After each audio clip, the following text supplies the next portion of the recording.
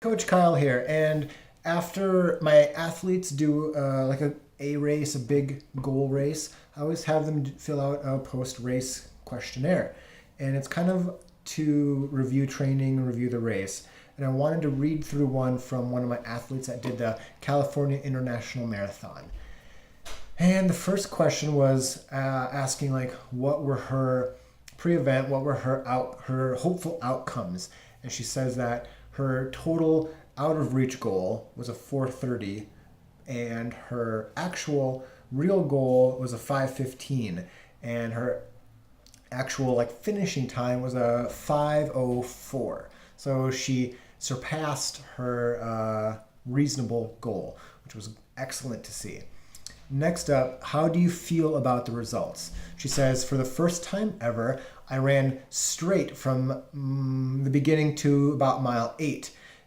She felt amazing. Around halfway, her hips started to ache a little bit, so she'd step aside and stretch a little bit, do a little walk jog, but she continued running, and she ran basically a negative split.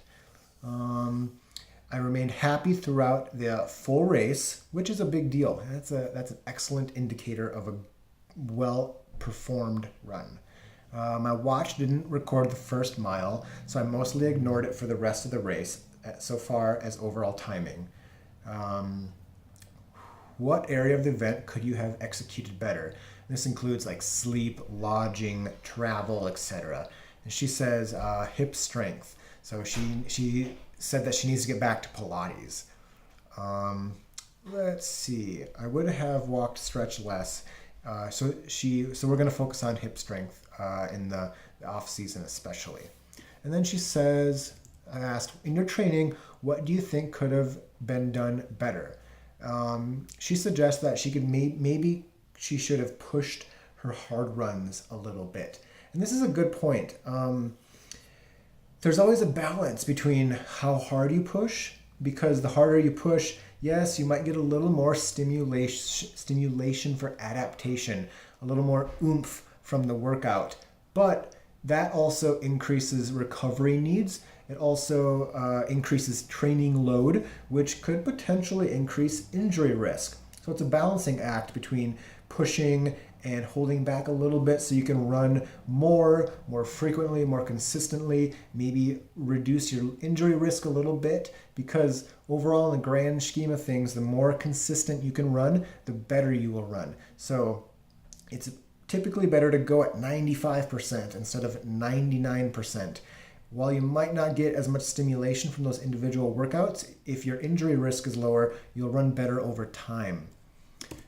The next question is, what parts of training do you think helped the most with this event? And she says consistency. This was the biggest thing for me, and trails were a great way to get stronger while still enjoying the training. Consistency, people, that is one of the best things you can do. And like I just commented, going moderately hard instead of best effort all the time is a good way to remain healthy and consistent. Let's see. And then she comments, I asked, anything else you'd like to add? I asked about events coming up.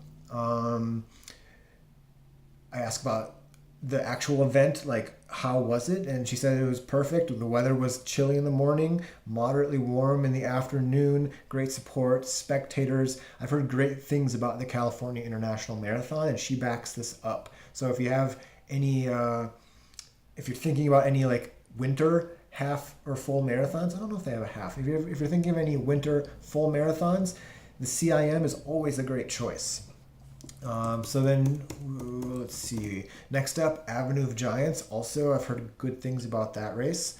And so now with this off season, we're gonna kind of put her into a base building mode, focus on that hip strength, dial back the running a little bit, and then we'll get back at it in like February towards the May Avenue of Giants. So if you're interested in coaching, or just if you have any running related questions at all whatsoever, hit me up in the comments, email, DM me, and we can chat. Have a good day. Talk to you later.